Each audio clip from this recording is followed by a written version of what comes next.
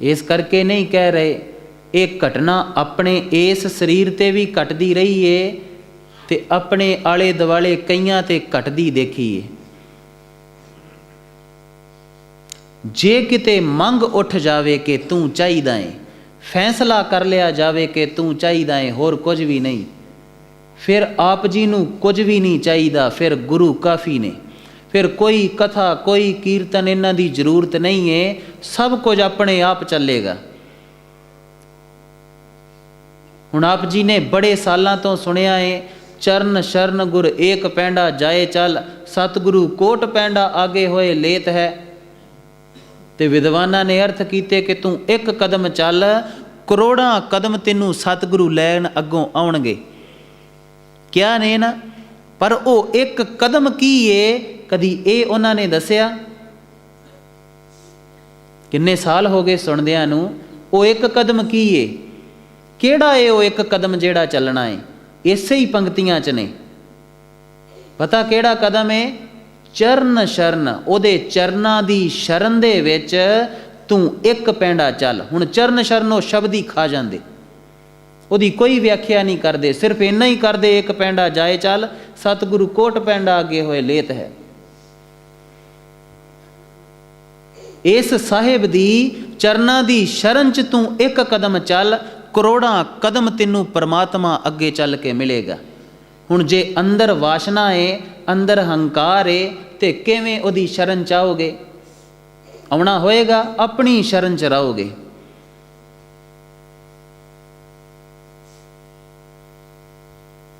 भेट करन दा मार्ग सी। हुंदा पता की है? एक सूफी कहानी है साधुआं दी। कोई साधु सी, बड़ा अजीब साधु हुंदे भी अजीब ही ने, क्योंकि संसार नू जान लैंदे ने, मन नू जान लैंदे ने, ते बड़ा कुछ पता लग जांदा। एक बार होया की कि उहदे को कोई जग्यासू आया ते कहण लगा कि मैनू मन दे बारे ज्ञान दो, मन बारे दसो। मन भरदा ही नहीं, रजदा ही नहीं, अकदा ही नहीं, थकदा ही नहीं, मैनू कोई विधि दसो भी ये भरदा किवें, किसी तरीके ना मेरा मन अक जावे, भर जावे ना, ते गल बन जावे। ते साधु बड़े आश्चर्य सी, कहन लगे कि तू मेरे नाल चल, ओ दूर खूह है, ते खूह तो पानी लैके आउणा, तू पानी लैके मेरे नाल वापस आ गया तो तेनू दस दवांगा कि मन जिहड़ा है वो किवें भरदा है। उस जग्यासू ने सोचा किड्डी क गल है, बस जाना 15 मिनट लगने ते खूह तो पानी भर के वापस आ जाना। जदों उत्थे गए, वो देख के हैरान होया कि जिस भांडे नूं वो भरन दी कोशिश सी ना, जिस ड्रम नूं भरन दी कोशिश सी, वो खूह च बाल्टी सुੱਟ दे, जदों बाल्टी ड्रम च पाउंदे ते ड्रम दा थल्ला नहीं सी हैगा, वो दोवें पासियों खुला सी। वो उत्तों पानी पाउंदे, थल्लियों पानी निकल जांदा। ते जग्यासू हैरान होया कि ये ड्रम कदों भरन लगा। वो फिर बाल्टी कढ़ दे, फिर पा देंदे, फिर कढ़ दे, फिर पा देंदे। जदों वो 3-4 बाल्टियां पा चुके ना, ते जग्यासू ने हौली जी कहा कि महापुरुषो, ये ड्रम दा थल्ला नहीं हैगा, ये भरना नहीं। कहंदे मेरा ध्यान उतले कंढे ते, जदों पानी इत्थों तक आवेगा उदों चले जावांगे, मैनू थल्ले दा कुछ नहीं पता, मैनू उतले कंढे ते ध्यान है। वो फिर पानी पाउणा शुरू होए, ते जग्यासू ने मन च सोचिया कि किद्दां दा पागल साधु है ना। सुनते सां कि एक कमला कमला है, कमलियां मारदा रहिंदा, अज ते यकीन हो गया कि कमला है। एवें आके समा वेस्ट कीता, टाइम वेस्ट कीता, ते ओनू उत्थे ही छड्ड के खूह ते वापस आ गए। साधु ने हसदे हसदे ने वो ड्रम चुकिया ते वापस आ गया कुटिया दे विच। घर गया, जाके जग्यासू ने सोचिया कि साधु दियां बड़ियां प्यारियां गल्लां सी, बड़ियां ज्ञानपूर्वक भी सी। ये कीता की हो सकदा उहदी कोई रमज होवे, ते मना कमलिया कीता कि ओनू गुरु बनाउण गया सी ते जाके ओहदा ही गुरु बन गया। गया ते ओहदे तो सीखण सी, पर ओनू ही सिखाउण लग पिया कि ड्रम दा थल्ला नहीं हैगा। कि इहो जे साधु नूं नहीं पता होएगा कि हैगा नहीं, ਜਿਹਦਾ ਡਰਮ ਏ ਕਿ ਉਹਨੂੰ ਨਹੀਂ ਪਤਾ ਹੋਏਗਾ। ਸਮਝ ਆ ਗਈ ਕਿ ਕੋਈ ਰਮਜ ਸੀ ਜਿਹੜੀ ਮੇਰੀ ਸਮਝ 'ਚ ਨਹੀਂ ਆਈ। ਅਗਲੇ ਦਿਨ ਜਾ ਕੇ ਪੈਰੀਂ ਟੱਠਾ ਤੇ ਮਾफ़ੀ ਮੰਗੀ ਕਿ ਮੈਂ ਮਾफ़ ਕਰ ਦਿਓ ਤੇ ਮੈਨੂੰ ਦੱਸੋ ਹੁਣ ਕਿ ਗਿਆਨ ਕੀ ਹੁੰਦਾ, ਮਨ ਕਿਵੇਂ ਭਰਦਾ। ਕਹਿੰਦੇ ਮੈਂ ਤੇ ਕੱਲ੍ਹ ਵੀ ਤੈਨੂੰ ਦੱਸਿਆ ਸੀ, ਪਰ ਕੱਲ੍ਹ ਤੂੰ ਸਿੱਖਣ ਵਾਸਤੇ ਆਇਆ ਹੀ ਨਹੀਂ ਸੀ, ਕੱਲ੍ਹ ਤੂੰ ਦੱਸਣ ਵਾਸਤੇ ਆਇਆ ਸੀ, ਤੂੰ ਗੁਰੂ ਬਣਨ ਆਇਆ ਸੀ। ਇਸ ਕਰਕੇ ਤੂੰ ਸਿੱਖ ਵੀ ਨਹੀਂ ਪਾਇਆ। ਜਦੋਂ ਜਦੋਂ ਤੁਸੀਂ ਗੁਰੂ ਬਣਦੇ ਹੋ, ਦੱਸਣ ਤੁਰਦੇ ਹੋ, ਫਿਰ ਤੁਸੀਂ ਕੱਖ ਨਹੀਂ ਸਿੱਖ ਪਾਉਂਦੇ, ਫਿਰ ਅੰਦਰ ਸਿੱਖ ਨਹੀਂ ਰਹਿੰਦਾ। ਕਹਿੰਦੇ ਕੱਲ੍ਹ ਹੀ ਤੈਨੂੰ ਸਮਝਾ ਦਿੱਤਾ ਸੀ ਕਿ ਮਨ ਕਿਉਂ ਨਹੀਂ ਭਰਦਾ, ਕਿਉਂਕਿ ਮਨ ਨੂੰ ਜਿਸ ਦਿਨ ਤੂੰ ਧਿਆਨ ਨਾਲ ਵੇਖੇਂਗਾ, ਮਨ ਦਾ ਥੱਲਾ ਨਹੀਂ ਹੈਗਾ। ਤੂੰ ਜੋ ਮਰਜ਼ੀ ਇਹਦੇ 'ਚ ਪਾਈ ਜਾ, ਇਹ ਕਦੀ ਜਿਹੜਾ ਇਹ ਭਰਨ ਨਹੀਂ ਲੱਗਾ। ਆਪ ਜੀ ਦਾ ਵੀ ਇੱਦਾਂ ਹੀ ਹੈ। ਹੁਣ ਇਹ ਉਦਾਹਰਨ ਨੇ, ਹੁਣ ਇਹਨੂੰ ਮਨ ਦੀ ਵਿਆਖਿਆ ਨਾ ਸਮਝ ਲੈਣਾ ਕਿ ਮਨ ਡਰਾਮੇ। ਐਵੇਂ ਕਿਤੇ ਲੋਹੇ ਵਾਲੇ ਕੋ ਚਲੇ ਜਾਓ ਕਿ ਲੋਹਾ ਕਿਸ ਪਾ ਲੈਣਾ, ਮੇਰੇ ਅੰਦਰ ਮਨ ਨੇ ਲੋਹੇ ਦਾ ਡਰਮ। ਇਹ ਸਿਰਫ ਉਦਾਹਰਨ ਨੇ, ਇਹ ਭਰਦਾ ਕਦੀ ਨਹੀਂ, ਇਹ ਸਮਝ ਲੈਣਾ। ਪਰ ਇਹ ਪੁਰਾਣੀ ਸਾਖੀ ਹੈ, ਬਹੁਤ ਪੁਰਾਣੀ। ਸਤਿਗੁਰੂ ਪਾਤਸ਼ਾਹ ਨੇ ਦੱਸਿਆ ਇਹ ਕਿਵੇਂ ਭਰ ਜਾਂਦਾ, ਇਹਦੇ ਤੋਂ ਖਹਿੜਾ ਕਿਵੇਂ ਛੁੱਟ ਜਾਂਦਾ। ਪਤਾ ਹੈ ਕਿਵੇਂ? ਕਹਿੰਦੇ ਗੁਣ ਗਾਉਣ ਦੇ ਨਾਲ, ਉਹਦੀਆਂ ਸਿਫਤਾਂ ਗਾਉਣ ਦੇ ਨਾਲ, ਉਹਦੇ ਰੰਗ ਚਰੰਗੇ ਜਾਣ ਦੇ ਨਾਲ। ਤੇ ਕਹਿੰਦੇ ਭਰਦਾ ਕਿਵੇਂ? ਕਹਿੰਦੇ ਮਨ ਵੇਚੇ ਸਤਿਗੁਰੂ ਕੇ ਪਾਸ ਤੇ ਤਿਸ ਸੇਵਕ ਕੇ, ਉਹਨੇ ਕੰਮ ਹੀ ਮੁਕਾਤਾ। ਕਹਿੰਦਾ ਤੂੰ ਡਰਮ ਉਹਨੂੰ ਦੇ ਦੇ, ਉਹ ਖਸਮਾਂ ਨੂੰ ਖਾਏ, ਥੱਲਾ ਲਾਵੇ ਨਾ ਲਾਵੇ, ਆਪੇ ਉਹ ਜਾਣੇ ਕੀ ਕਰਨਾ।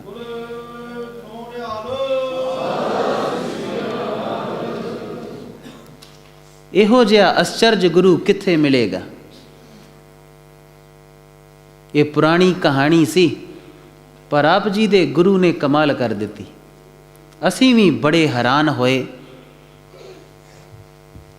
ਤੇ ਮਨ ਵੇਚਣ ਨਾ ਹੁੰਦਾ, ਪਤਾ ਕੀ ਏ? ਮਨ 'ਚ ਹੀ ਤੇ ਉਹ ਗੁਰੂ ਬਣਨ ਵਾਲਾ ਹੀ ਬੈਠੀ ਏ ਹਉਮੈ, ਤੁਸੀਂ ਉਹ ਵੀ ਉਹਨੂੰ ਹੀ ਦੇ ਦਿੰਦੇ, ਸਿਆਪਾ ਹੀ ਮੁੱਕ ਜਾਂਦਾ ਸਾਰਾ। ਹੁਣ ਗਹਿਰੀ ਗੱਲ ਆਪ ਜੀ ਨੂੰ ਸਮਝਾਈਏ। ਮਨ ਸ਼ਕਤੀ ਏ, ਉਹ ਜੋਤ ਸਰੂਪ ਏ, ਤੇ ਗੁਰੂ ਉਹਨੂੰ ਨਵੇਂ ਢੰਗ ਦੇ ਨਾਲ ਉਹਦੇ ਉੱਤੋਂ ਜਿੰਨੀ ਆਪ ਜੀ ਨੇ ਮੈਲ ਲਾਈ ਏ ਉਹ ਲਾ ਦਿੰਦੇ ਤੇ ਉਹਨੂੰ ਪ੍ਰਗਟ ਕਰ ਦਿੰਦੇ। ਤਾਈਓਂ ਤੇ ਸਤਿਗੁਰੂ ਕਹਿੰਦੇ ਨੇ ਕਿ ਜੈਸਾ ਸਤਿਗੁਰੂ ਸੁਣੀਦਾ ਤੈਸੋ ਹੀ ਮੈਂ ਡੀਠ, ਵਿਛੜਿਆ ਮੇਲੇ ਪ੍ਰਭੂ ਹਰ ਦਰਗਹਿ ਕਾ।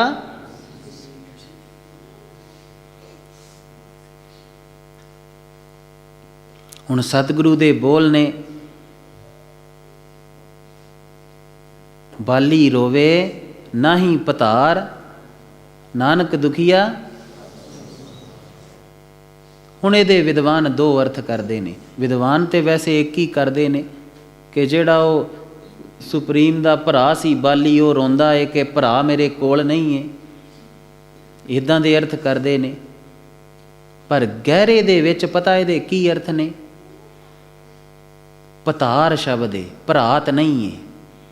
ਪਤਾਰ ਏ ਨਾ ਕਿ ਭਰਾਤ ਏ, ਭਰਾਤ ਹੁੰਦਾ ਏ ਭਰਾ, ਤੇ ਪਤਾਰ ਕੀ ਹੁੰਦਾ? ਪਤੀ। ਕਹਿੰਦੇ ਬਾਲੀ ਰੋਂਦੀ ਏ ਕਿ ਉਹਦਾ ਪਤੀ ਉਹਦੇ ਕੋਲ ਨਹੀਂ ਏ। ਕਿਹੜੀ ਬਾਲੀ? ਕੋਈ ਉੱਦਾਂ ਇਸਤਰੀ ਰੋਂਦੀ ਏ, ਕੋਈ ਉੱਦਾਂ ਬੱਚੀ ਰੋਂਦੀ ਏ। ਹੁਣ ਗਹਿਰੇ 'ਚ ਇਹਦੇ ਅਰਥ ਨੇ। ਸ਼ਬਦਾਂ 'ਚ ਕੀ ਅਰਥ ਕਰੋਗੇ? ਇਹ ਆਤਮਾ ਰੋਂਦੀ ਏ ਕਿ ਪਰਮਾਤਮਾ ਉਹਦੇ ਕੋਲ ਨਹੀਂ।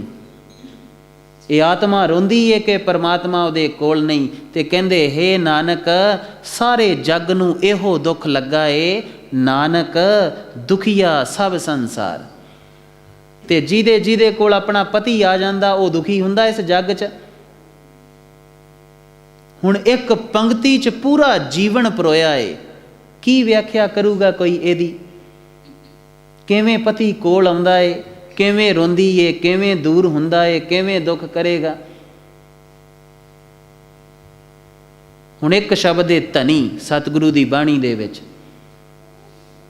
ਹੁਣ ਧਨੀ ਦੇ ਕਈ ਅਰਥ ਨੇ। ਧਨੀ ਇੱਕ ਹੁੰਦਾ ਜਿਹੜਾ ਪੈਸੇ ਵਾਲਾ, ਧਨ ਦੌਲਤ ਵਾਲਾ। ਇੱਕ ਧਨੀ ਹੁੰਦਾ ਪਤੀ।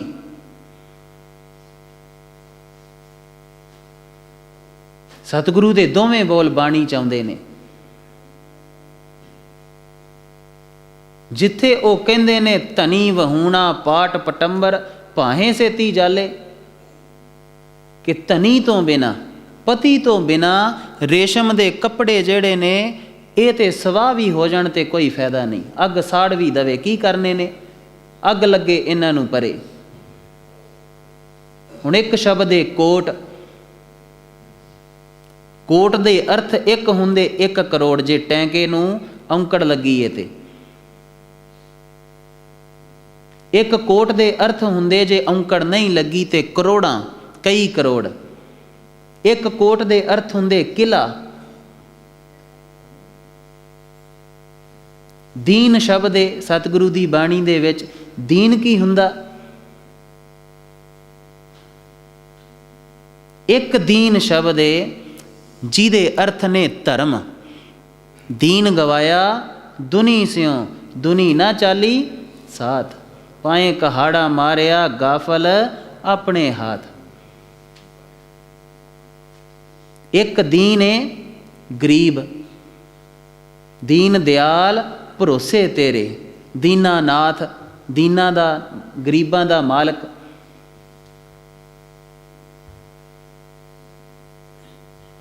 ਹੁਣ ਸਮਝਣਾ ਤੇ ਇਹ ਪਏਗਾ ਕਿ ਉਹ ਦੀਨਾ ਤੇ ਦਿਆਲ ਕਿਵੇਂ ਹੁੰਦਾ। ਸਭ ਤੋਂ ਪਹਿਲਾਂ ਇਹ ਸ਼ਬਦ ਨੂੰ ਪੜ੍ਹਨਾ ਦੀਨ, ਫਿਰ ਉਹਦੀ ਵਿਆਖਿਆ ਹੋ ਜਾਏਗੀ ਕਿ ਇੱਕ ਦੀਨ ਦੇ ਅਰਥ ਬਣਦੇ ਨੇ ਗਰੀਬ, ਇੱਕ ਦੇ ਅਰਥ ਬਣਦੇ ਨੇ ਧਰਮ। ਤੇ ਜੇ ਉਹ ਦੀਨ ਦਿਆਲ ਏ, ਗਰੀਬ ਤੇ ਦਿਆਲ ਹੁੰਦਾ ਏ, ਤੇ ਕਿਵੇਂ ਦਿਆਲ ਹੁੰਦਾ ਏ? ਉਹਦੇ ਦਰਸ਼ਨਾਂ 'ਚ ਕੌਣ ਜਾਏਗਾ, ਕੌਣ ਉਤਰੇਗਾ? ਜਿਸ ਦਿਨ ਤੁਸੀਂ ਸਤਿਗੁਰੂ ਦੀ ਬਾਣੀ 'ਚੋਂ ਉਹਦੇ ਦਰਸ਼ਨ ਕਰਦੇ ਜੇ ਨਾ, ਉਸ ਦਿਨ ਆਪ ਜੀ ਤੇ ਰੰਗ ਚੜ੍ਹਦਾ ਏ।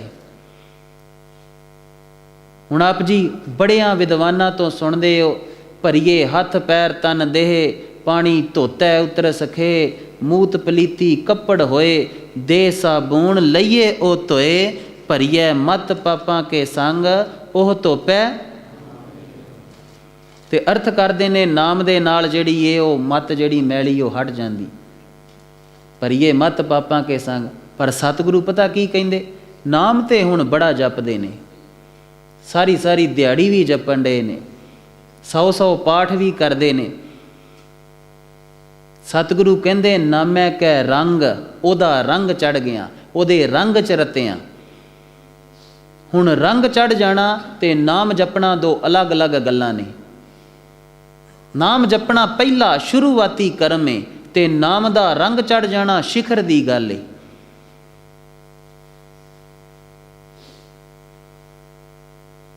ਬੜੀ ਅਸਚਰਜ ਖੇਡ ਏ ਸਤਿਗੁਰੂ ਦੀ ਬਾਣੀ ਦੀ। ਆਪ ਜੀ ਕਿਰਪਾ ਕਰਿਓ ਆਪਣੇ ਆਪ ਤੇ, ਇਹ ਰਹਿਮ ਤੇ ਇਹ ਦਇਆ ਕਰਿਓ ਕਿ ਸਤਿਗੁਰੂ ਕੋਲ ਪਹਿਲੇ ਦਿਨ ਸਿੱਖਿਆ ਸੀ ਕਿ ਬੈਠਣਾ ਕਿਵੇਂ, ਮੱਥਾ ਕਿਵੇਂ ਟੇਕਣਾ। ਇਹ ਸੀਸ ਇੱਥੇ ਟੇਕਦੇ ਆ ਨਾ, ਛੋਟੀ ਜੀ ਗੱਲ ਏ। ਤੇ ਜੇ ਹਿਰਦੇ 'ਚ ਇਹ ਕਿ ਨੱਕ ਚੰਗੀ ਤਰ੍ਹਾਂ ਰਗੜਿਆ ਗਿਆ, ਲੋਕਾਂ ਨੇ ਵੇਖ ਲਿਆ ਕਿ ਨਹੀਂ ਮੈਂ ਬੜਾ ਮਸਤਾਨਾ, ਤੇ ਕੀ ਆਪ ਜੀ ਦਾ ਸੀਸ ਜਿਹੜਾ ਉਹ ਕਬੂਲ ਹੋਏਗਾ, ਪ੍ਰਵਾਨ ਹੋਏਗਾ? ਸੀਸ ਭੇਟ ਕਰਨ ਦੀ ਕਲਾ ਸੀ। ਸੀਸ ਨਿਵਾਈਏ ਕਿਆ ਥੀਏ ਜਾਂ ਹਿਰਦੇ ਕਸੂਦੇ। ਜੇ ਹਿਰਦੇ 'ਚ ਜਿਹੜੀ ਕਸੋਦੇ ਤੇ ਫਿਰ ਸੀਸ ਨਿਵਾਏ ਕੀ ਹੋਏਗਾ? ਕਿੱਦਾਂ ਨੇ ਉਹ ਪੰਕਤੀਆਂ ਕਿ 100 ਵਾਰ ਆਓ ਜਾਓ,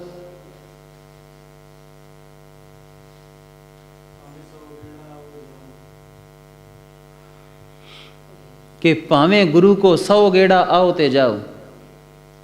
ਹੁਣ ਸੱਚ ਦਸੀਏ ਸਾਨੂੰ ਇਹ ਪੰਕਤੀਆਂ ਯਾਦ ਨਹੀਂ ਨੇ। ਐਵੇਂ ਆਪ ਜੀ ਨੂੰ ਕਹੀਏ ਸਾਨੂੰ ਸਾਰਾ ਗੁਰੂ ਗ੍ਰੰਥ ਸਾਹਿਬ ਕੰਠੇ, ਕੋਈ ਨਹੀਂ। ਇਸ ਵੇਲੇ ਸਾਨੂੰ ਇਹ ਪੰਕਤੀਆਂ ਕੋਈ ਯਾਦ ਨਹੀਂ। ਤੇ ਨਾਲੇ ਆ ਇੰਨਾ ਕੁ ਦਿਮਾਗ ਏ, ਇਹਦੀ ਕਿਤੇ ਕੋਈ ਸਮਰੱਥਾ ਹੈ ਕਿ ਇਹ ਐਡੇ ਵੱਡੇ ਗੁਰੂ ਨੂੰ ਵਿੱਚ ਸਮਾ ਲਵੇ, ਅੱਖਰਾਂ ਨੂੰ ਸਮਾ ਸਕਦਾ ਹੈ। ਤੇ ਨਾਲੇ ਇਹਨੇ ਮੈਨੂੰ ਗੋਦ 'ਚ ਚੁੱਕਣਾ ਹੈ, ਮੈਂ ਉਹਨੂੰ ਕਿੱਦਾਂ ਚੁੱਕਾਂਗਾ? ਅਪਾਹਿਜ ਕੋਈ ਕਿਸੇ ਨੂੰ ਗੋਦ 'ਚ ਚੁੱਕ ਸਕਦਾ? ਪਰ ਗੱਲ ਵਿਦਵਤਾ ਦੀ ਨਹੀਂ ਹੈ, ਗੱਲ ਪ੍ਰੇਮ ਦੀ ਹੈ। ਸੀਸ ਕਿਵੇਂ ਨਿਵਾਉਣਾ ਹੈ, ਹੁਣ ਬੜੀ ਕਲਾ ਹੈ। ਜੇ ਕਿਤੇ ਆਪ ਜੀ ਨੂੰ ਸੀਸ ਭੇਟ ਕਰਨਾ ਆ ਜਾਵੇ ਨਾ, ਸਤਿਗੁਰੂ ਨੇ ਸੀਸ ਹੀ ਮੰਗਿਆ ਸੀ ਨਾ, ਤੇ ਬੜੀ ਅਚਰਜ ਕਲਾ ਹੋ ਜਾਂਦੀ। ਆਪ ਜੀ ਪਖੰਡ ਤੋਂ ਮੁਕਤ ਹੋ ਜਾਂਦੇ। ਆਪ ਜੀ ਭਿਖਾਰੀ ਸ਼ਬਦ ਆਪ ਜੀ ਨੇ ਬੜੀ ਵਾਰਾਂ ਸੁਣਿਆ ਹੈ। ਭਿਖਾਰੀ ਸ਼ਬਦ ਦੋ ਸ਼ਬਦਾਂ ਦਾ ਸੁਮੇਲ ਹੈ,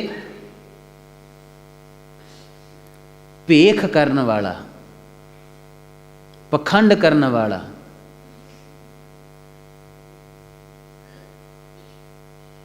ਆਪ ਜੀ ਸੋਚਦੇ ਹੋ ਜਿੰਨੇ ਉੱਥੇ ਠੂਠਾ ਫੜਿਆ ਏ ਉਹ ਭਿਖਾਰੀ ਏ। ਭੇਖ ਕਰਨ ਵਾਲਾ, ਭੇਖੀ ਇਨਸਾਨ।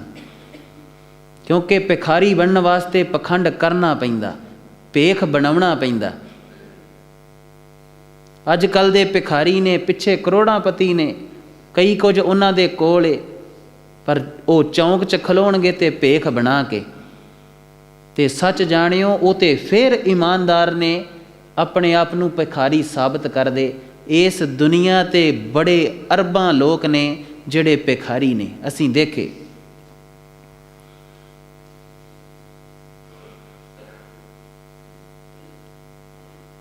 ਸਤਿਗੁਰੂ ਨੇ ਇੱਕ ਇੱਕ ਸ਼ਬਦ ਨੂੰ ਚੁਣਿਆ ਹੈ, ਇੰਨਾ ਕੀਮਤੀ ਤੇ ਇੰਨੇ ਰੰਗ 'ਚ ਕਿ ਅਸੀਂ ਖੁਦ ਕਈ ਵਾਰ ਹੈਰਾਨ ਹੋ ਜਾਂਦੇ। ਕਈ ਸਮਾਂ ਸੁਰ ਤੜ ਜਾਂਦੀ। ਸਾਨੂੰ ਹੁਣੇ ਤੁਸੀਂ ਕਹੋ ਨਾ ਕਿ ਆਨੰਦ ਸਾਹਿਬ ਦਾ ਜਾਪ ਕਰ ਦਿਓ 6 ਪੌੜੀਆਂ ਦਾ, ਅਸੀਂ ਨਹੀਂ ਕਰ ਪਾਵਾਂਗੇ, ਸਾਡੀ ਸਮਰੱਥਾ ਹੀ ਨਹੀਂ, ਅਸੀਂ ਸੁਣਾ ਹੀ ਨਹੀਂ ਸਕਦੇ। ਹੋ ਸਕਦਾ ਹੈ ਅਸੀਂ ਪਹਿਲੀਆਂ ਪੰਕਤੀਆਂ 'ਚ ਹੀ ਗਵਾਚ ਜਾਈਏ। ਹੁਣ ਆਨੰਦ ਸ਼ਬਦ ਬੜਾ ਕੀਮਤੀ ਹੈ। ਹੁਣ ਜਿਹਨੂੰ ਆਨੰਦ ਬਾਰੇ ਕੁਝ ਨਹੀਂ ਪਤਾ, ਉਹਦੇ ਵਾਸਤੇ ਭਾਵੇਂ ਉਹ 100 ਸਾਲ ਆਨੰਦ ਆਨੰਦ ਆਨੰਦ ਆਨੰਦ ਕਰਦਾ ਰਹੇ, ਉਹਨੂੰ ਕੀ ਪਤਾ ਆਨੰਦ ਕੀ ਹੁੰਦਾ। ਆਪ ਜੀ ਨੇ ਕਦੀ ਕੋਈ ਚੀਜ਼ ਸਵਾਦ ਵੇਖੀ ਹੈ ਜਿਹੜੀ ਬੜੀ ਚੰਗੀ ਲੱਗਦੀ ਹੋਵੇ, ਉਹਦੀ ਗੱਲ ਕਰੋ ਤੇ ਮੂੰਹ 'ਚ ਲਾਲਾਂ ਆ ਜਾਂਦੀਆਂ, ਐ ਕਰਾਖਾਂ ਖੁੱਲ ਜਾਂਦੀਆਂ ਉਹਦੀ ਗੱਲ ਕਰੋ ਤੇ। ਇੱਦਾਂ ਲੱਗਦਾ ਜਿੱਦਾਂ ਚੀਜ਼ ਹੀ ਸਾਹਮਣੇ ਆ ਗਈ। ਜਿਸ ਦਿਨ ਆਨੰਦ ਮਾਣੋਗੇ ਨਾ, ਉਸ ਦਿਨ ਆਨੰਦ ਨੂੰ ਐਡੀ ਛੇਤੀ ਨਹੀਂ ਪੜ ਜਾਣ ਲੱਗੇ ਕਿ ਬਸ ਪੜਿਆ ਤੇ ਗਾਂ ਗਏ। ਉਦਣ ਰੁਕਣਾ ਪਏਗਾ, ਰੁਕ ਹੀ ਜਾਓਗੇ, ਗਾਂ ਨਹੀਂ ਜਾ ਸਕਦੇ।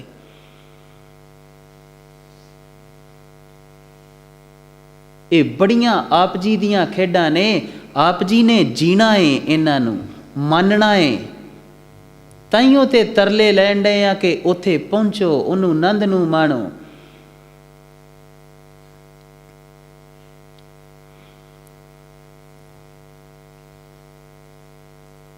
ਤਗੜੇ ਹੋ ਕੇ ਸਭ ਤੋਂ ਪਹਿਲਾਂ ਬੇਈਮਾਨੀ ਨੂੰ ਛੱਡਣਾ ਹੈ। ਧਰਮ ਦੇ ਮਾਰਗ ਤੇ ਸਭ ਤੋਂ ਪਹਿਲੀ ਛੱਡਣ ਵਾਲੀ ਚੀਜ਼ ਹੈ ਬੇਈਮਾਨੀ। ਧਰਮ ਦੀ ਦੁਨੀਆ 'ਚ ਕੋਈ ਵੀ ਚੀਜ਼ ਬੇਈਮਾਨੀ 'ਚ ਨਹੀਂ ਕਰ ਸਕਦੇ, ਇਮਾਨਦਾਰੀ ਕਰਨੀ ਪਏਗੀ। ਬਾਣੀ ਪੜ੍ਹਨੀ ਹੈ ਪੂਰੀ ਇਮਾਨਦਾਰੀ ਨਾਲ, ਆਪਣੇ ਗੁਰੂ ਦੇ ਸਮਰਪਿਤ ਹੋ ਕੇ। ਮੱਥਾ ਟੇਕਣਾ ਹੈ ਪੂਰੀ ਇਮਾਨਦਾਰੀ ਦੇ ਨਾਲ, ਕੋਈ ਪਖੰਡ ਨਹੀਂ ਚੱਲੇਗਾ ਇੱਥੇ, ਪਖੰਡੀ ਨਹੀਂ ਚੱਲੇਗਾ। ਕਰਮ ਧਰਮ ਪਖੰਡ ਜੋ ਦੀਸੇ, ਤਿਨ ਜਮ ਜਾਗਾਤੀ ਜਗਾਤ 'ਚ ਹੀ ਕਹਿੰਦੇ ਲੈ ਲੈਂਦੇ। ਮੂਲ ਵੀ ਨਹੀਂ, ਉੱਤੋਂ ਹੀ ਉਹ ਖੋ ਲੈਂਦੇ ਕਿ ਦੇ ਦਿਓ। ਪਖੰਡ ਨਹੀਂ ਚੱਲੇਗਾ। ਤੇ ਜਿਸ ਦਿਨ ਦੂਜੀ ਗੱਲ ਆਪ ਜੀ ਨੂੰ ਬਿਆਨ ਕਰ ਦਈਏ, ਜਿਸ ਦਿਨ ਤੁਸੀਂ ਪਖੰਡ ਛੱਡ ਦਿੱਤਾ ਨਾ, ਉਸ ਦਿਨ ਉਹਨੇ ਗਲਵੱਕੜੀ 'ਚ ਵੀ ਲੈ ਲੈਣਾ। ਉਸ ਦਿਨ ਉਹਨੇ ਉਂਗਲ ਫੜ ਕੇ ਚਲਾਉਣਾ ਹੈ।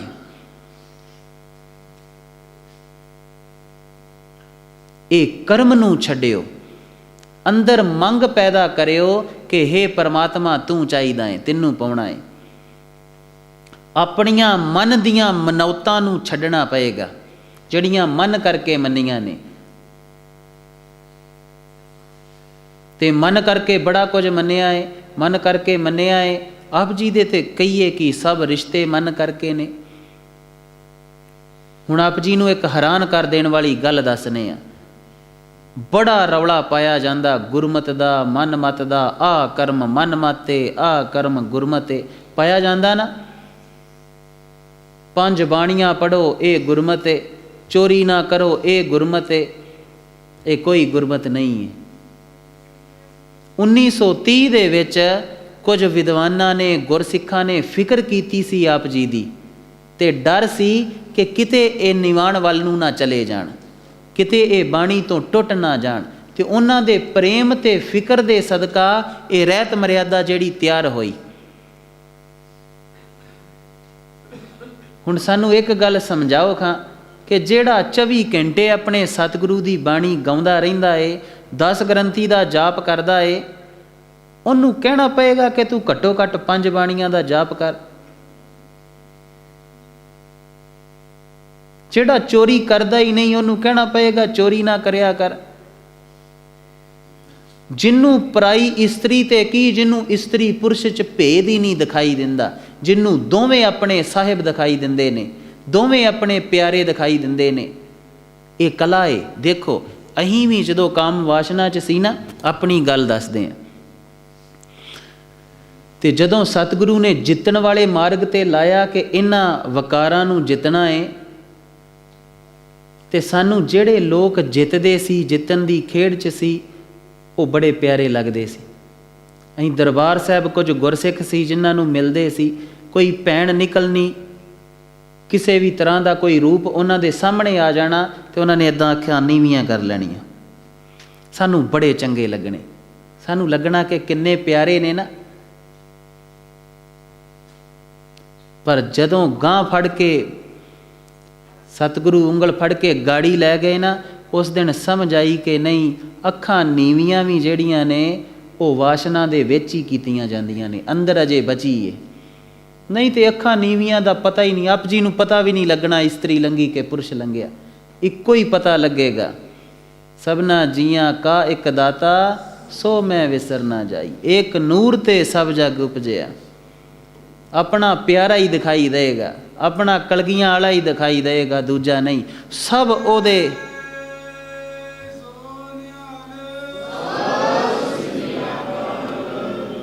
ਸਭ ਉਹਦੇ ਰੰਗ ਤਮਾਸ਼ੇ ਦਿਖਾਈ ਦੇਣਗੇ। ਆਪ ਜੀ 16 ਸਾਹਿਬ ਦਾ ਜਾਪ ਕਰਦੇ ਹੋ ਨਾ, ਸਹਿਸ ਤਵ ਨੈਣ ਨਨ ਨੈਣ ਹੈ ਤੋਹੇ ਕੋ, ਕਿ ਹੇ ਸਾਹਿਬ ਪਿਤਾ ਤੇਰੀਆਂ ਆ ਹਜ਼ਾਰਾਂ ਤੇਰੀਆਂ ਹੀ ਅੱਖਾਂ ਨੇ। ਕਹਿੰਦੇ ਨਹੀਂ ਨਹੀਂ ਨਹੀਂ, ਨਨ ਨੈਣ ਹੈ ਤੋਹੇ ਕੋ, ਤੇਰੀ ਕੋਈ ਅੱਖ ਨਹੀਂ। ਹੁਣ ਇਹ ਤੇ ਪ੍ਰੇਮ ਦੇ ਤੇ ਮਸਤਾਨਗੀ ਦੇ ਬੋਲ ਨੇ, ਸ਼ਿਖਰ ਦੇ ਬੋਲ, ਪੂਰੇ ਰੰਗ ਦੇ ਬੋਲ। ਤੇਰੀਆਂ ਹਜ਼ਾਰਾਂ ਮੂਰਤਾਂ ਨੇ, ਨਹੀਂ ਨਹੀਂ ਕਹਿੰਦੇ ਤੇਰੀ ਕੋਈ ਮੂਰਤ ਨਹੀਂ। ਤੇਰੇ ਹਜ਼ਾਰਾਂ ਪੈਰ ਨੇ, ਕਹਿੰਦੇ ਨਹੀਂ ਨਹੀਂ ਕੋਈ ਤੇਰੇ ਪੈਰ ਨਹੀਂ। ਤੇਰੇ ਨੱਕ ਵੀ ਕਹਿੰਦੇ ਬੜੇ ਨੇ, ਕਹਿੰਦੇ ਨਹੀਂ ਨਹੀਂ ਕੋਈ ਨੱਕ ਨਹੀਂ। ਹੁਣ ਇਹ ਉਹ ਕਹਿ ਸਕਦਾ ਏ ਜਿਹੜਾ ਦੇਖ ਰਿਹਾ ਏ ਉਹਨੂੰ, ਜਿਹਨੂੰ ਉਹ ਦਿਖਦਾ ਏ ਉਹਦੇ ਬੋਲ ਨੇ, ਜਿਹਨੇ ਉਹਨੂੰ ਜਾਣਿਆ ਏ ਉਹਦੇ ਬੋਲ ਨੇ। ਤੇ ਅਖੀਰਲੇ ਪਤਾ 3 ਸ਼ਬਦ ਕੀ ਨੇ ਕਿ ਤੇਰੀ ਮੈਨੂੰ ਸਮਝ ਨਹੀਂ ਆਉਂਦੀ, ਕਦੀ ਇਹ ਹਜ਼ਾਰਾਂ ਤੇਰੀਆਂ ਹੋ ਜਾਂਦੀਆਂ, ਇੱਕ ਛਿਣ 'ਚ ਤੇਰੀਆਂ, ਉਸੇ ਛਿਣ ਤੇਰੀ ਕੋਈ ਅੱਖ ਨਹੀਂ ਰਹਿੰਦੀ। ਹਜ਼ਾਰਾਂ ਤੇਰੇ ਹੱਥ ਪੈਰ ਹੋ ਜਾਂਦੇ, ਉਹ ਅਗਲੇ ਹੀ ਛਿਣ 'ਚ ਕੁਝ ਵੀ ਨਹੀਂ ਹੁੰਦਾ। ਤੇ ਹੇ ਪਿਆਰੇ ਪ੍ਰੀਤਮ, ਇਵ ਚਲਤ ਮੋਹੀ, ਤੂੰ ਮੈਨੂੰ ਇੱਦਾਂ ਮੋਹੀ ਚਲਿਆ ਜਾਣਾ, ਤੂੰ ਮੈਨੂੰ ਆਪਣੇ ਪ੍ਰੇਮ 'ਚ ਡਬੋਈ ਚਲਿਆ ਜਾਣਾ। ਹੁਣ ਇਹਦੇ ਅਰਥ ਕਰ ਦੇਣੇ ਬੜੇ ਸੌਖੇ, ਤੇ ਮੋਇਆ ਜਾਣਾ ਜਿਹੜਾ ਏ ਉਹਦਾ ਆਨੰਦ ਕੀ ਬਿਆਨ ਕਰੀਏ, ਇਹ ਤੇ ਹੋਵੋਗੇ ਤੇ ਪਤਾ ਲੱਗੇਗਾ।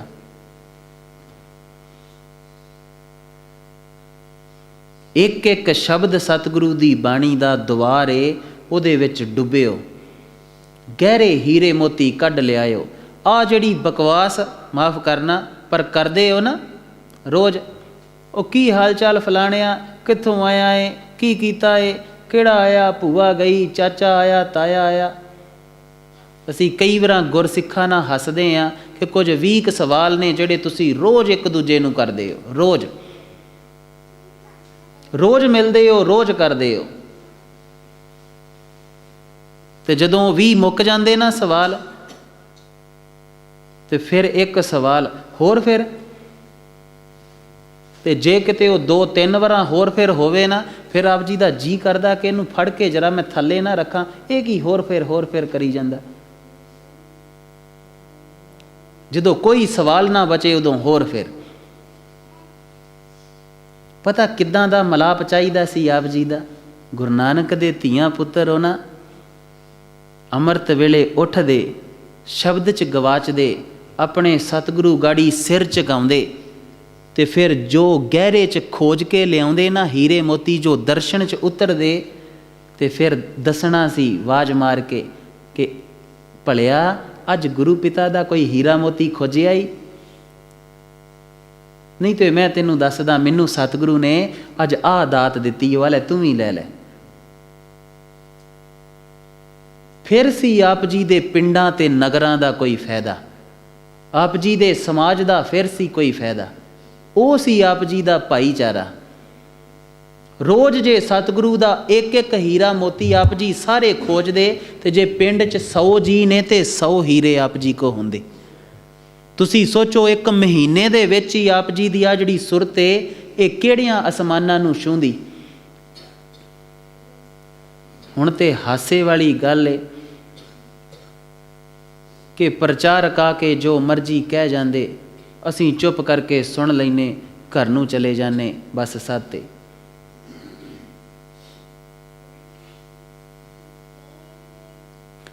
ਜੀਓ ਸਤਿਗੁਰੂ ਦੇ ਭਾਣੇ 'ਚ ਰਹਿ ਕੇ, ਉਹਦੇ ਕੋਲ ਰਹਿ ਕੇ ਬੇਈਮਾਨੀ ਨੂੰ ਛੱਡਿਓ, ਇਮਾਨਦਾਰੀ ਦਾ ਪੱਲਾ ਫੜਿਓ।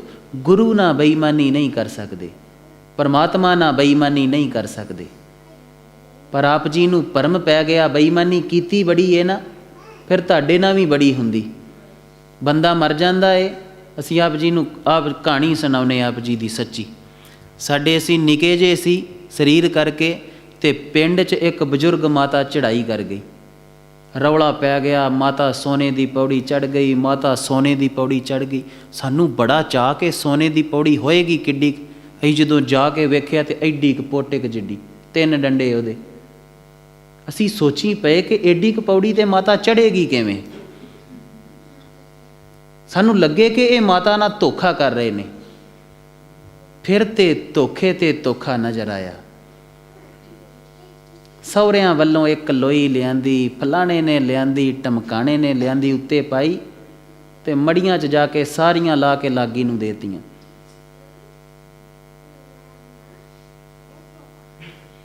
ਤੇ ਸਿਰਫ ਉਹ ਜਿਹੜਾ ਆਉਂਦਾ ਨਾ ਸਸਤਾ ਜਿਹਾ ਕੱਪੜਾ, ਉਹਦੇ 'ਚ ਲਵੇਟਿਆ ਤੇ ਅੱਗ ਤੇ ਰੱਖ ਦਿੱਤਾ। ਉੱਥੇ ਵੀ ਧੋਖਾ।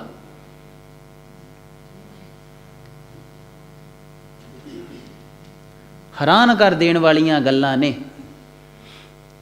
ਖਾਲਸਾ ਜੀ ਭਾਈ ਚਰਨਜੀਤ ਸਿੰਘ ਸਤਿਕਾਰਯੋਗ ਗੁਰੂ ਪਿਤਾ ਦੇ ਸਿੱਖ ਨੇ, ਪ੍ਰਚਾਰ ਦੀ ਸੇਵਾ ਕਰਦੇ ਨੇ। ਆਪ ਜੀ ਦੇ ਲਾਗੇ ਲਾਗੇ ਪਿੰਡਾਂ 'ਚ ਜਿੱਥੇ ਸਤਿਗੁਰੂ ਲੈ ਜਾਣ, ਨਿਸ਼ਕਾਮ ਸੇਵਾ ਕਰਦੇ ਨੇ। ਸਤਿਗੁਰੂ ਇਹਨਾਂ ਦੀ ਸੇਵਾ ਨੂੰ ਹੋਰ ਕਿਰਪਾ ਕਰਕੇ ਇਹਨਾਂ ਨੂੰ ਜੀਵਨ ਵੀ ਬਖਸ਼ਣ, ਕਿਉਂਕਿ ਸੰਗਤ ਦੇ ਵਿੱਚ ਬੜਾ ਬਲ ਹੁੰਦਾ। ਇਹ ਸਾਡੇ ਨਾਲ ਚਲੇ ਗਏ ਤੇ ਉਹ ਅਰਥੀ ਨੂੰ ਕੰਧਾ ਦੇਣ ਲੱਗ ਪਏ। ਅਸੀਂ ਦੋਵੇਂ ਜਾਣੇ, ਉਹ ਕਿੰਨਾ ਚਿਰ ਸਾਡੇ ਕੋਲ ਫੜਿਆ ਕਿਸੇ ਇਹਨਾਂ ਨਾਲ। ਤੇ ਖਾਲਸਾ ਜੀ ਹੱਸ ਕੇ ਕਹਿੰਦੇ ਅੱਜ ਸਮਝ ਆਈ, ਉਹ ਜਿਹੜਾ ਘੜੇ 'ਚ ਪਾਣੀ ਹੁੰਦਾ ਨਾ, ਉਹ ਮੇਰੇ ਵਰਗੇ ਦੇ ਪੀਣ ਵਾਸਤੇ ਹੁੰਦਾ। ਕਹਿੰਦੇ ਐਵੇਂ ਉਹਨੂੰ ਗੋਲ ਗੋਲ ਘੁੰਮ ਕੇ ਕਹਿੰਦੇ ਤੋੜਦੇ ਰਹਿੰਦੇ। ਕਹਿੰਦੇ ਮੈਨੂੰ ਸੱਚੀ ਦੱਸੋ, ਮੈਨੂੰ ਤੇ ਬੜੀ ਲੱਗੀ ਸੀ। ਕਹਿੰਦੇ ਅਰਥੀ ਕੋਈ ਦੂਜਾ ਫੜਦਾ ਨਹੀਂ ਸੀ, ਤੇ ਮੈਂ ਸੋਚਾਂ ਵੀ ਹੁਣ ਕਰਾਂ ਕੀ। ਪਰ ਉਹ ਭੰਡਾਰਾ ਜੂ ਭੰਨ ਲੈਂਦੇ। ਫਿਰ ਹੈਰਾਨ ਕਰ ਦੇਣ ਵਾਲੀ ਗੱਲ, ਉਸ ਮਾਂ ਨੂੰ ਅਸੀਂ ਜਾਣਦੇ ਹਾਂ, ਉਸ ਪੁੱਤ ਨੂੰ ਅਸੀਂ ਜਾਣਦੇ ਸੀ ਜਿਹੜਾ ਚੜ੍ਹਾਈ ਕਰ ਗਿਆ। ਉਸ ਮਾਂ ਨੇ ਸਾਰੀ ਜ਼ਿੰਦਗੀ ਉਸ ਪੁੱਤ ਦੇ ਨਾਲ, ਤੇ ਪੁੱਤ ਨੇ ਉਸ ਮਾਂ ਦੇ ਨਾਲ ਕਦੀ ਰੋਟੀ ਨਹੀਂ ਖਾਧੀ। ਇੱਕ ਦੂਜੇ ਨੂੰ ਗਾਲਾਂ, ਇੱਕ ਦੂਜੇ ਨੂੰ ਝਿੜਕਾਂ, ਪਤਾ ਹੀ ਨਹੀਂ ਕੀ ਕੁਝ, ਪਤਾ ਹੀ ਨਹੀਂ।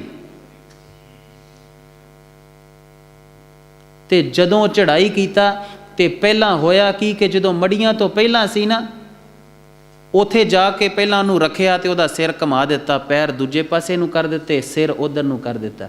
ਤੇ ਅਸੀਂ ਭਾਈ ਚਰਨਜੀਤ ਸਿੰਘ ਨੂੰ ਪੁੱਛਿਆ, ਨਾ ਕੀਤਾ ਕੀ? ਕਹਿੰਦੇ ਮੁਰਦੇ ਨੂੰ ਭੁਲੇਖਾ ਪਾਇਆ ਕਿ ਜੇ ਕਿਤੇ ਉੱਠ ਕੇ ਵਾਪਸ ਵੀ ਆਵੇ ਤੇ ਆਪਣੇ ਪਿੰਡ ਨਾ ਆਵੇ, ਦੂਜੇ ਪਿੰਡ ਵੱਲ ਨੂੰ ਜਾਵੇ।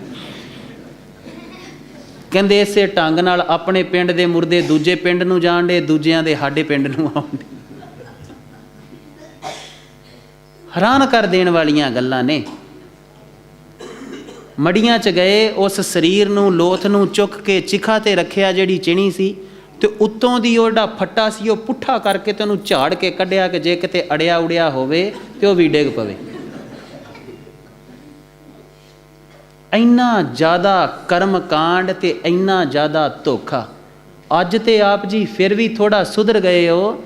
ਆਪ ਜੀ ਦੇ ਪੁਰਾਣੇ ਬਜ਼ੁਰਗ ਜਿਹੜੇ ਇੱਥੇ ਬੈਠੇ ਉਹਨਾਂ ਨੂੰ ਪਤਾ ਹੋਏਗਾ, ਇੱਕ ਮਾਤਾ ਨੂੰ ਲੈ ਕੇ ਆਉਂਦੇ ਸੀ ਜਿਹੜੀ ਗਾੜੀ ਗਾੜੀ ਕੀਰਨੇ ਪਾਉਂਦੀ ਸੀ, ਉੱਚੀ ਉੱਚੀ ਪਖੰਡ ਕਰਦੀ ਸੀ, ਤੇ ਮਗਰ ਛਾਤੀ ਪਿੱਟਦੀਆਂ ਉਹ ਬੀਬੀਆਂ ਆਉਂਦੀਆਂ ਸੀ।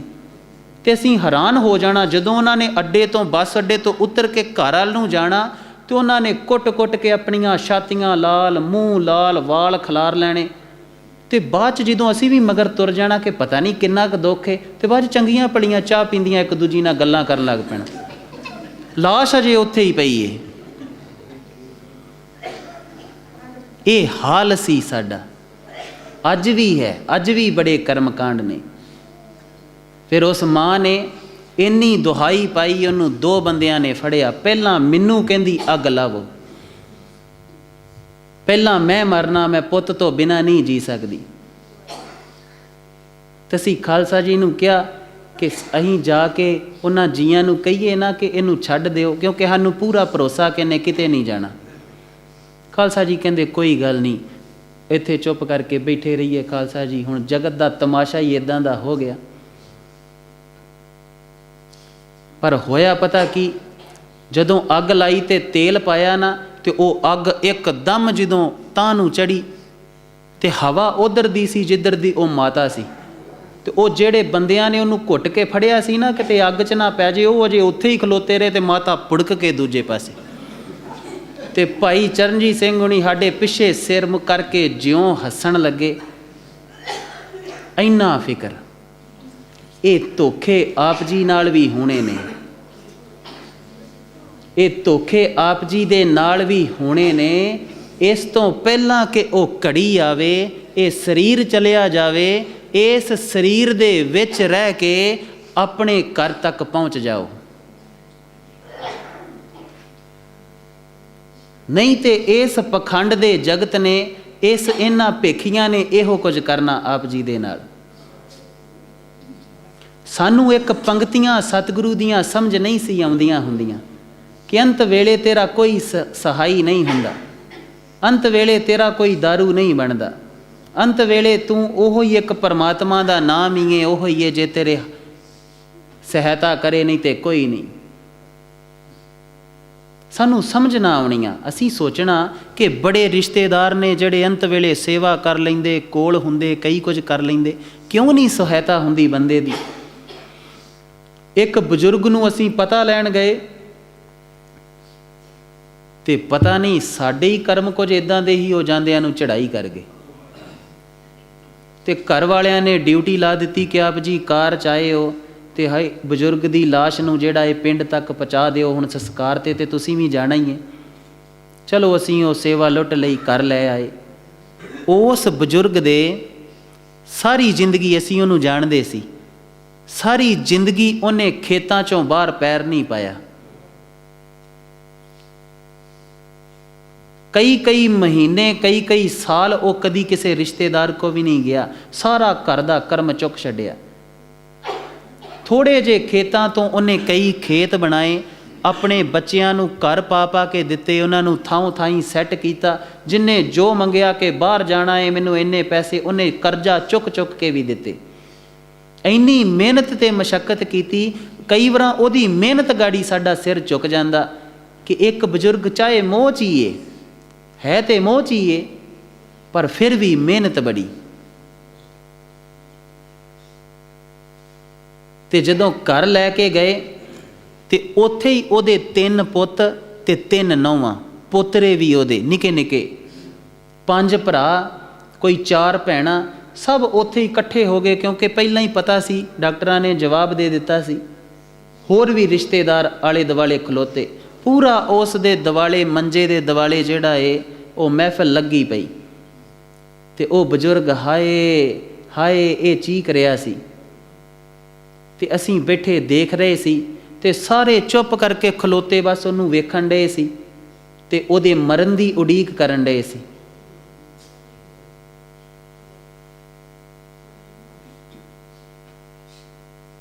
सानू भुलेखा लग गया, मरिया नहीं सी, डॉक्टरां जवाब दे दिता सी, घर आके मरिया सी। अहीं ड्रिप लाउंदे पे ही जदों चढ़ाई कीता, डॉक्टरां ने ग्लूकोज नाल दे दिता। वो हाय हाय करे सब खलोते, ते असीं वेखण डे कि हुण इहदी कौन सहायता करे। वाकई सतगुरु तुसीं सही कहंदे हो। ਉਹਦੇ ਭਚੰਗੀ ने सानू कहा कि खालसा जी तुहानूं ड्रिप लाउणी आउंदी।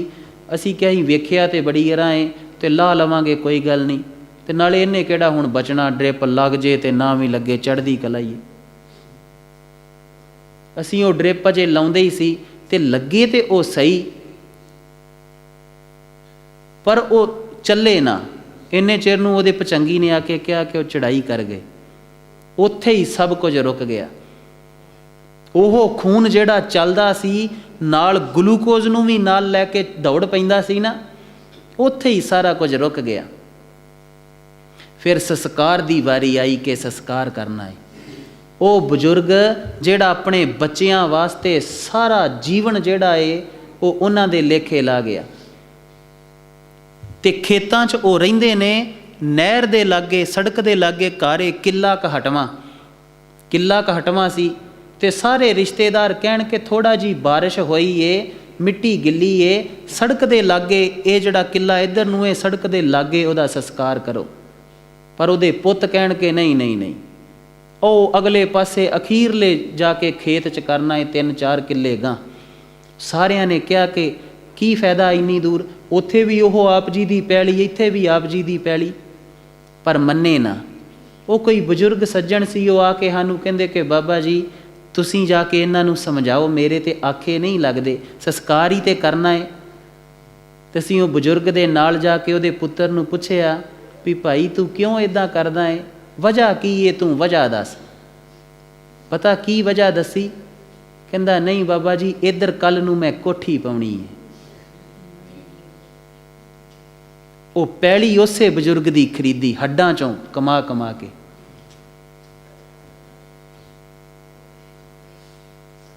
ਇਹ ਧੋਖਾ ਆਪ ਜੀ ਨਾ ਹੋਣਾ ਹੈ। ਇਹਨੂੰ ਡੀਕਿਓ ਨਾ, ਇਹਦੀ ਉਡੀਕ ਨਾ ਕਰਿਓ। ਵੈਸੇ ਤੇ ਸਾਰੀ ਜ਼ਿੰਦਗੀ ਮਨੁੱਖ ਜਿਹੜਾ ਹੈ ਮੌਤ ਹੀ ਉਡੀਕਦਾ ਰਹਿੰਦਾ, ਹੋਰ ਕਰਦਾ ਕੀ ਹੈ? ਖਾ ਲਿਆ, ਸੌਂ ਲਿਆ, ਮੌਤ ਉਡੀਕ ਲਈ। ਇਮਾਨਦਾਰੀ ਦੇ ਨਾਲ ਆਪਣੇ ਗੁਰੂ ਕੋ ਬਹਿਣਾ ਸਿੱਖਿਓ। ਇੱਥੇ ਗੁਰੂ ਘਰ ਆਉਂਦੇ ਹੋ, ਆਪਣੀਆਂ ਪ੍ਰਧਾਨਗੀਆਂ, ਸਰਪੰਚੀਆਂ ਸਭ ਬਾਹਰ ਰੱਖ ਕੇ ਆਇਓ। ਇਹ ਉਹ ਹੈ ਜਿਹੜਾ ਇੱਕ ਛਿਣ 'ਚ ਰਾਖ ਕਰ ਸਕਦਾ ਹੈ। ਜੇ ਕੁਝ ਲੈਣਾ ਹੈ, ਜੇ ਵਾਕਈ ਉਹ ਆਨੰਦ ਦੀ ਪ੍ਰਾਪਤੀ ਹੈ, ਸਰਪੰਚ ਬਣਿਆ ਕਿਹੜੀ ਬਹੁਤੀ ਗੱਲ ਹੋ ਜਾਂਦੀ, ਸਗੋਂ ਸੇਵਾ ਮਿਲਦੀ ਹੈ। ਇਹ ਨਹੀਂ ਕਿ ਸੇਵਾ ਨਹੀਂ ਹੈ, ਸੇਵਾ ਹੈ, ਪਰ ਜੇ ਕੋਈ ਸੇਵਾ ਸਮਝ ਕੇ ਕਰੇ ਤੇ।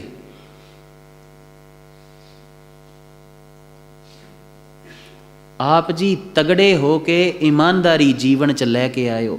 ਕੋਈ ਚੀਜ਼ ਆਪ ਜੀ ਦੇ ਨਾਲ ਨਹੀਂ ਨਿਭਣੀ। ਪੈਸੇ ਇੱਥੇ ਰਹਿ ਜਾਣੇ, ਜੇ ਅੰਦਰ ਬਿਮਾਰ ਹੋ ਗਿਆ ਤੇ ਕੱਖ ਵੀ ਨਹੀਂ। ਧੋਖਾ ਬੜਾ ਹੈ ਨਾ। ਅਸੀਂ ਬਾਹਰ ਦੇ ਦੇਸ਼ 'ਚ ਗਏ, ਉੱਥੇ ਕੋਈ ਗੁਰਸਿੱਖ ਸਾਨੂੰ ਕਿਸੇ ਅਮੀਰ ਬਜ਼ੁਰਗਾਂ ਦੇ ਘਰ ਲੈ ਗਏ। ਬਹੁਤ ਅਮੀਰ ਨੇ ਉਹ, ਕਈ ਪੰਪ ਨੇ, ਕਈ ਟਰੱਕ ਨੇ, ਤੇ ਕਈ ਘਰ ਵੀ ਉਹਨਾਂ ਨੇ ਜਦੋਂ ਮੰਦੀ ਆਈ ਆ ਬਾਜ਼ਾਰਾਂ ਦੇ ਵਿੱਚ ਘਰ ਸਸਤੇ ਹੋਏ, ਤੇ ਉਹਨਾਂ ਕੋਲ ਘੱਟੋ ਘੱਟ 8-9 ਘਰ ਨੇ ਜਿਹੜੇ ਲੈ ਕੇ ਉਹਨਾਂ ਨੇ ਅਮਰੀਕਾ 'ਚ ਦਿੱਤੇ ਨੇ ਕਿਰਾਏ 'ਤੇ। ਤੇ ਅਸੀਂ ਉਹਨਾਂ ਬਜ਼ੁਰਗਾਂ ਨੂੰ ਜਾ ਕੇ, ਉਹ ਸਾਨੂੰ ਕਹਿਣ ਲੱਗਾ ਆ ਕੇ ਕਿ ਖਾਲਸਾ ਜੀ ਤੁਸੀਂ ਕਹਿੰਦੇ ਹੋ ਧਨ ਦੌਲਤ ਜਿਹੜੀ ਸੁੱਖ ਨਹੀਂ ਦਿੰਦੀ, ਇਹ ਮਨ ਦੀ ਮਨਾਓ ਤੇ, ਪਰ ਮੈਨੂੰ ਲੱਗਦਾ ਕਿ ਦਿੰਦੀ ਏ। ਮੈਂ ਉਹ ਬਜ਼ੁਰਗਾਂ ਨੂੰ ਮਿਲਿਆ ਸੀ, ਉਹਨਾਂ ਪੁੱਛਿਆ ਕਿ ਤੈਨੂੰ ਦੱਸਿਆ ਕਿੰਨੇ ਕਿ ਉਹ ਸੁਖੀ ਨੇ? ਕਿਉਂਕਿ ਸੰਭਾਵਨਾ ਜ਼ਿਆਦਾ ਇਹੋ ਹੁੰਦੀ ਕਿ ਬੰਦਾ ਆਪ ਹੀ ਦੱਸਦਾ ਕਿ ਨਹੀਂ ਨਹੀਂ, ਗੁਰੂ ਮਹਾਰਾਜ ਦੀ ਬੜੀ ਕਿਰਪਾ ਹੈ। ਗੁਰੂ ਮਹਾਰਾਜ ਦੀ ਕਿਰਪਾ ਦੇ ਸ਼ਬਦ ਦੇ ਵਿੱਚ ਵੀ ਉਹ ਆਪਣਾ ਹੰਕਾਰ ਹੀ ਦੱਸਦਾ। ਅਸੀਂ ਕਿਹਾ ਸਾਨੂੰ ਨਾਲ ਲੈ ਕੇ ਚੱਲੀ। ਅਸੀਂ ਉਹਨਾਂ ਨੂੰ ਜਾਣਦੇ ਵੀ ਸੀ। ਜਦੋਂ ਗਏ ਤੇ ਹੁਣ ਪਹਿਲਾਂ ਜੀਵ ਨੇ ਆਪਣੇ ਬਾਰੇ ਦੱਸਣਾ ਹੁੰਦਾ। ਉਹ ਬਜ਼ੁਰਗ ਦੱਸਣ ਲੱਗੇ, ਜਦੋਂ ਮੈਂ ਆਇਆ ਸੀ ਮੈਂ ਇਕੱਲਾ ਖੇਤਾਂ 'ਚ ਕੰਮ ਕਰਦਾ ਸੀ, ਮੈਂ ਬੜਾ ਨਮੋਸ਼ ਵੀ ਹੋਣਾ, ਮੈਂ ਧੀ ਨੂੰ ਨਾਲ ਲੈ ਕੇ ਕੰਮ ਕਰਨਾ। ਫਿਰ ਸਤਿਗੁਰੂ ਨੇ ਦਇਆ ਕਰਤੀ, ਕਿਰਪਾ ਕਰਤੀ, ਆ ਵੀ ਬਣਾਤਾ, ਆ ਵੀ ਬਣਾਤਾ, ਪਤਾ ਹੀ ਨਹੀਂ ਕਿੰਨਾ ਕੁਝ ਉਹਨੇ ਗਣਾ ਦਿੱਤਾ। ਮੈਂ ਹੁਣ ਕਹਿੰਦਾ ਬੜੇ ਆਨੰਦ 'ਚ ਆ, ਹੁਣ ਆਰਾਮ ਨਾਲ ਇੱਥੇ ਕਰ ਰਹਿਣਾ ਆ, ਬੜੀ ਖੁਸ਼ੀ ਹੈ, ਬੜੀ ਗੁਰੂ ਮਹਾਰਾਜ ਦੀ ਕਿਰਪਾ ਹੈ। ਅਸੀਂ 2 ਮਿੰਟ ਗੱਲਾਂ 'ਚ ਉਲਝਾ ਕੇ ਉਹਨੂੰ ਪੁੱਛਿਆ ਕਿ ਬਜ਼ੁਰਗੋ ਅੱਜ ਕੱਲ੍ਹ ਬੱਚੇ ਬਜ਼ੁਰਗਾਂ ਦੀ ਸੇਵਾ ਨਹੀਂ ਕਰਦੇ। ਕਹਿਣ ਲੱਗਾ ਇਹਨਾਂ ਨਾਲੋਂ ਤੇ ਮਰੀ ਜਾਂਦੇ ਤੇ ਚੰਗਾ ਸੀ। ਇਹਨਾਂ ਨੇ ਮੇਰੀ ਇੰਨੀ ਜਾਨ ਦੁਖੀ ਕੀਤੀ ਹੈ ਨਾ, ਇਹਨਾਂ ਵਾਸਤੇ ਮੈਂ ਮਰ ਗਿਆ, ਆਇਆ ਕਰਤਾ। ਹੁਣ ਮੇਰੀ ਕੁੱਤੇ ਜਿੰਨੀ ਕਹਿੰਦਾ ਕਦਰ ਨਹੀਂ ਪਾਉਂਦੇ। ਇੱਕ ਹੀ ਆਦਮੀ ਹੈ ਜਿਹੜਾ ਹੁਣੇ ਆਪਣੀ ਸ਼ੋਭਾ ਕਰਦਾ ਹੈ ਕਿ ਮੈਂ ਸੁੱਖ ਬੜਾ, ਉਹੋ ਹੀ ਆਦਮੀ 2 ਮਿੰਟ ਦੇ ਬਾਅਦ, ਤੁਸੀਂ ਸਿਰਫ ਧੀਰਜ ਰੱਖਿਓ, ਦੂਜੇ ਨੂੰ ਤੇ ਕੀ ਆਪਣੇ ਆਪ ਨੂੰ ਵੀ ਦੇਖ ਲਿਓ, ਇਹੋ ਕੁਝ ਹੀ ਹੁੰਦਾ। ਤੁਸੀਂ ਭੁੱਲ ਹੀ ਜਾਂਦੇ ਕਿ 5 ਮਿੰਟ ਪਹਿਲਾਂ ਕੀ ਕਿਹਾ ਸੀ। 5 ਮਿੰਟ ਧੀਰਜ ਰੱਖਿਓ, ਆਪ ਜੀ ਨੂੰ ਪਤਾ ਲੱਗੇਗਾ ਉਹ ਇਨਸਾਨ ਦੂਜੀ ਬੋਲੀ ਬੋਲੇਗਾ।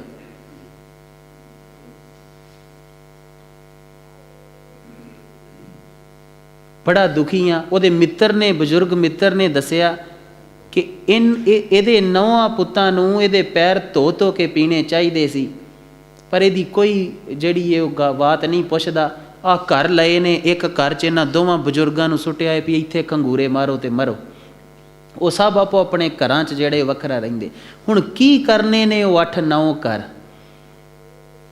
ਜਿੱਥੇ ਪਰਿਵਾਰ ਦਾ ਕੋਈ ਸੁੱਖ ਹੀ ਨਾ ਹੋਵੇ, ਜਿੱਥੇ ਪ੍ਰੇਮ ਹੀ ਨਾ ਹੋਵੇ, ਜਿੱਥੇ ਕਿਸੇ ਦਾ ਸਤਿਕਾਰ ਹੀ ਨਾ ਹੋਵੇ। ਜੇ ਆਪ ਜੀ ਕੋ ਕਰੋੜਾਂ ਰੁਪਈਆ ਹੋਵੇ ਤੇ ਆਪ ਜੀ ਦਾ ਮਨ ਨੂੰ ਹੀ ਕੋਈ ਸ਼ਾਂਤੀ ਨਾ, ਕੋਈ ਸੁੱਖ ਨਾ, ਕੀ ਕਰੋਗੇ? ਕੀ ਪੈਸੇ ਨੇ ਆ ਕੇ ਆਪ ਜੀ ਦੀ ਸੇਵਾ ਕਰਨੀ ਹੈ? ਇਹ ਆਪ ਜੀ ਦੀਆਂ ਮਨੌਤਾਂ ਨੇ ਕਿ ਇਦਾਂ ਹੁੰਦਾ। ਰੋਟੀ ਉਹੋ ਹੀ ਖਾਂਦੇ ਆ।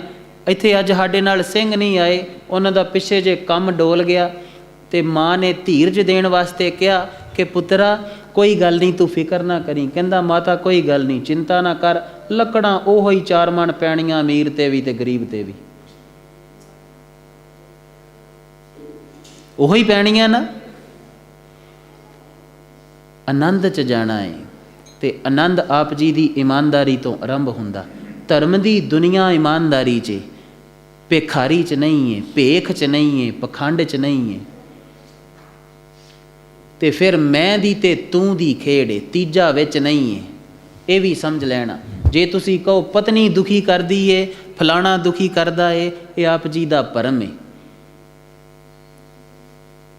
ਕੋਈ ਆਪ ਜੀ ਨੂੰ ਦੁਖੀ ਨਹੀਂ ਕਰ ਸਕਦਾ। ਜੇ ਇਹ ਦੁਖੀ ਕਰ ਸਕਦਾ ਹੋਵੇ ਤੇ ਫਿਰ ਸਤਿਗੁਰੂ ਦੇ ਬੋਲ ਝੂਠ ਨੇ, ਪੂਰਾ ਨਿਆਉ ਕਰੇ ਕਰਤਾਰ, ਵਿਣ ਕਰਮਾ ਕਿਛ ਪਾਈਏ ਨਹੀਂ, ਜੋ ਮੈਂ ਕੀਆ ਸੋ ਮੈਂ ਪਾਇਆ। ਆਪੋ ਆਪਣੀ ਖੇਡ ਏ। ਆਪ ਜੀ ਤਗੜੇ ਹੋ ਕੇ ਕਰਨਾ, ਸਵੇਰੇ ਸ਼ਾਮ ਨਾਮ ਜਪਿਆ ਕਰਨਾ, ਸਤਿਗੁਰੂ ਦੇ ਸ਼ਬਦਾਂ 'ਚੋਂ ਆਪਣੇ ਜੀਵਨ ਨੂੰ ਖੋਜਣਾ, ਡੂੰਘੇ ਉਤਰ ਜਾਣਾ। ਤੇ ਦੇਖਿਓ ਇਹਨੂੰ ਕਿਤੇ ਐਵੇਂ ਕਥਾ ਹੀ ਨਾ ਸਮਝ ਲਿਓ ਕਿ ਕਥਾ ਕਰ ਦਿੱਤੀ ਤੇ ਤੁਸੀਂ ਸੁਣ ਲਈ ਤੇ ਬੜਾ ਆਨੰਦ ਆਇਆ। ਵਾਕੇ ਆਨੰਦ ਦੀ ਪ੍ਰਾਪਤੀ ਤੱਕ ਪਹੁੰਚਿਓ, ਵਾਕੇ ਆਪਣੀ ਖੋਜ ਕਰਿਓ, ਵਾਕੇ ਆਪਣੇ ਪਿਆਰੇ ਦੇ ਕੋਲ ਰਿਓ। ਇਹ ਤਰਲੇ ਜੇ, ਇਹ ਬੇਨਤੀਆਂ ਜੇ, ਭਾਵੇਂ ਸਾਨੂੰ ਇੱਥੋਂ ਧੱਕੇ ਮਾਰ ਕੇ ਹੀ ਭਜਾ ਦਿਓ, ਪਰ ਆਪਣਾ ਆਨੰਦ ਜ਼ਰੂਰ ਖੋਜ ਲਿਓ। ਆਪਣੇ ਪ੍ਰੇਮ ਦੀ ਦੁਨੀਆ 'ਚ ਜ਼ਰੂਰ ਚਲੇ ਜਾਇਓ। ਕਿਤੇ ਇਹੋ ਬੇਈਮਾਨੀਆਂ ਧੋਖਿਆਂ 'ਚ ਰਹਿ ਨਾ ਜਾਇਓ। ਕਰੋਗੇ, ਜੇ ਕਰੋਗੇ ਵਾਕੇ ਤੇ ਛੱਡੋ ਹਾਂ ਇੱਕ ਜਕਾਰਾ ਫਿਰ ਉੱਚੀ ਜੀ ਭਲਾ।